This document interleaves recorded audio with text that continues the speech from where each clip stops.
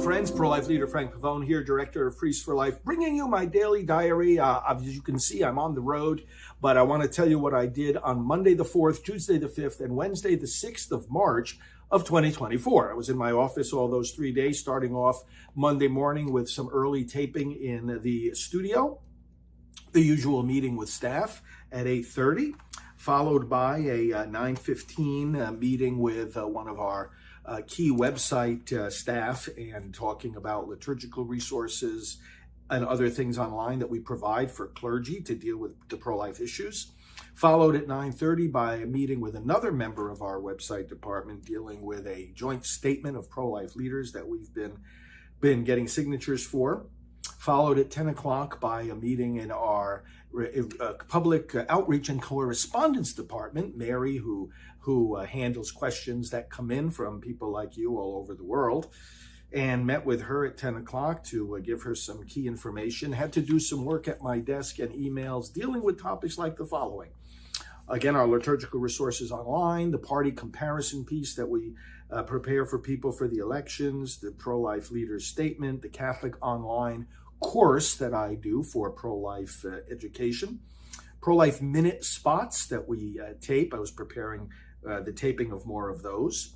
An op-ed that we're submitting to the New York Times, a work on some work with one of the interns that we have that helps in the studio, preparing work for him, preparing work on the Pro-Life University that we've launched together with Bishop Strickland, work on emails going out to the pro-life leaders, as well as communication with various media outlets like Real America's Voice and Newsmax, preparing for different interviews.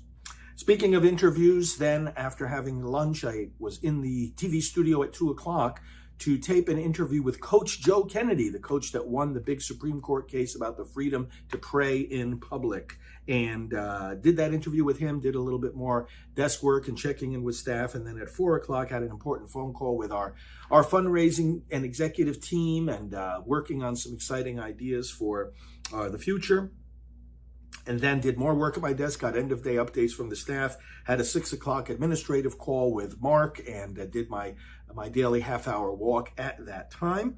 Came back, had some dinner, did some quiet work at my desk, and concluded the day on Monday, March 4th. On Tuesday the 5th, it was Super Tuesday, so a lot of emphasis on the elections and following the progress of that after our morning staff meeting at 8:30, meeting with some individual staff, especially those who are working on feedback to the elections. A lot of work at my desk, work on things like the taping of pro-life reflections, preparing for that taping, media communications, Real America's Voice and others. Got an opinion piece written and sent to the Gateway Pundit, and communication with President Trump's campaign. All of this together with checking in on different staff took me through the morning and the afternoon. And then at 3 o'clock, I did a taping in the studio of Praying for America, more work at my desk, getting updates from staff, had quick dinner, and then, I worked through the dinner hour, and then at 8 p.m. had a call with the regional coordinators for Silent No More. That's a monthly call, and we have people on nationwide. Then got something to eat and did quiet work to finish the day. And finally, Wednesday the 6th, early tapings in the studio before breakfast. Breakfast staff meeting at 8:30, at 9:30 meeting with our executive team to do some important planning for the weeks ahead. 10 o'clock, a meeting with our communications and social media directors, and did work with them.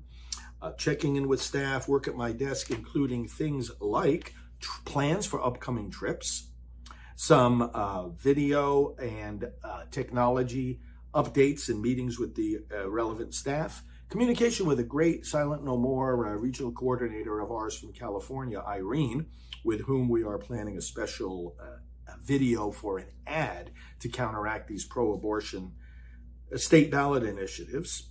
Florida March for Life plans, we're working on that with some pro-life leaders.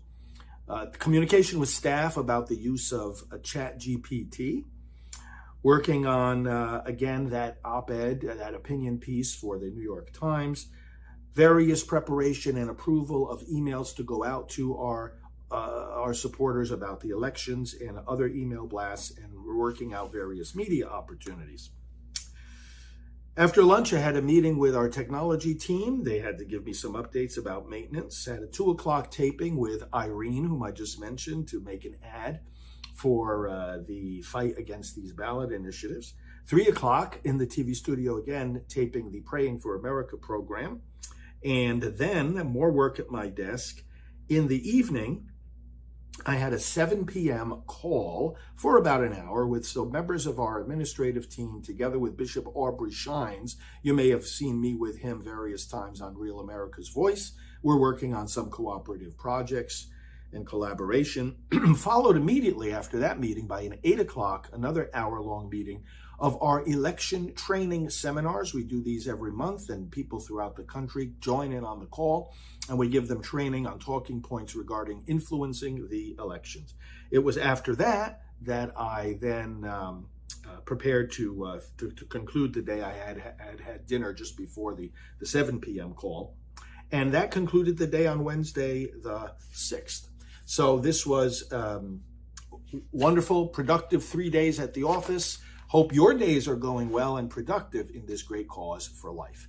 Thanks for watching. God bless you.